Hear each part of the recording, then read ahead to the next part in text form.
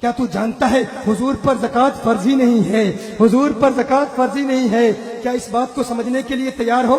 میرے detail lectures ہیں اس موضوع پر کہ اسلام کے احکام کے پیچھے سبب کیا ہے، ہر کیوں کا جواب مقاصد شریعہ کی روشنی میں ہم بیان کرتے ہیں کہ فلاں حکم اگر ہے تو کیوں ہے، فجر میں اگر 2 رکعت فرض ہیں تو کیوں ہے، ظہر میں اگر 4 فرض ہیں تو کیوں ہے، اگر 2.5% زکوٰۃ فرض ہے تو کیوں ہے، 3% کیوں نہیں، فجر میں 3 رکعتیں کیوں نہیں، ظہر میں 3 رکعتیں کیوں نہیں، مغرب میں 4 رکعتیں فرض کیوں نہیں؟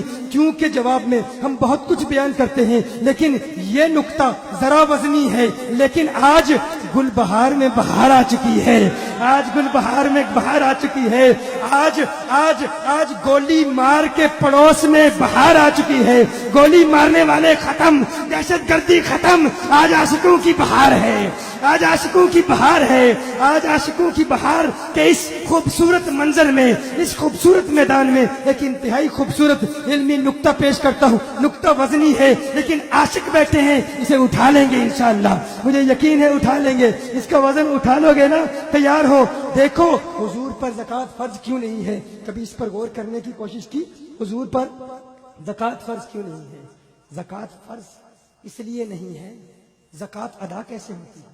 ادائیگی زکوٰۃ کے لیے یہ ضروری ہے کہ زکوٰۃ مالک کے ملک سے نکل کر قابض کے ملک میں آ جائے۔ زکوٰۃ اس وقت ادا ہوتی ہے جب مالک کے ملک سے نکل کر، کون میری بات سمجھ رہے؟ ہاتھ اٹھائیں مجھے پتہ چلے، ماشاءاللہ تو عوام بھی سمجھ رہے ہیں۔ مالک کی ملک سے نکل کر قابض کی ملک میں آ جائے تو زکوٰۃ ادا ہو جاتی ہے۔ دیکھیے، کیا ایک باپ اپنے بیٹے کو زکوٰۃ دے سکتا ہے؟ نابالغ بیٹے کو باپ زکوٰۃ دے سکتا ہے؟ کیوں؟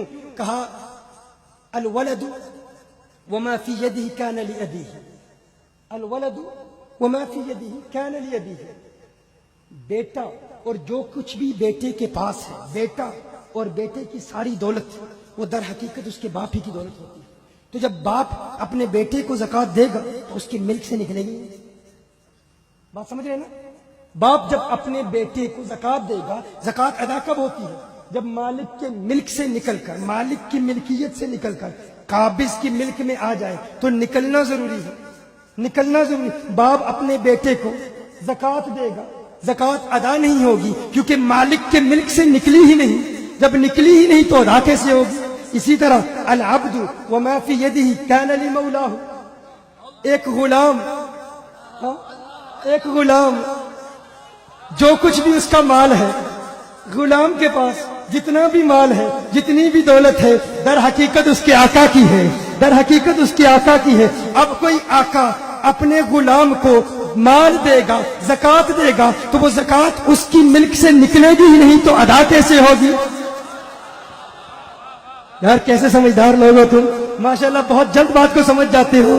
تمہیں پتا ہے آقا اپنے غلام کو زکوٰۃ دے ادا نہیں ہوتی، غلام بھی اس کا مال بھی اس کا، آقا پر زکوٰۃ فرض اس لیے نہیں ہے، ادا کریں گے تو کس کو ادا کریں گے؟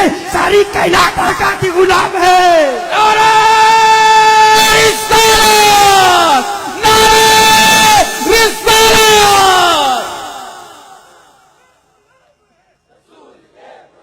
غلامی رسول میں جو ہونا عشق مصطفیٰ، ہم عظمت رسول کے، ساری کائنات ان کی غلام ہے۔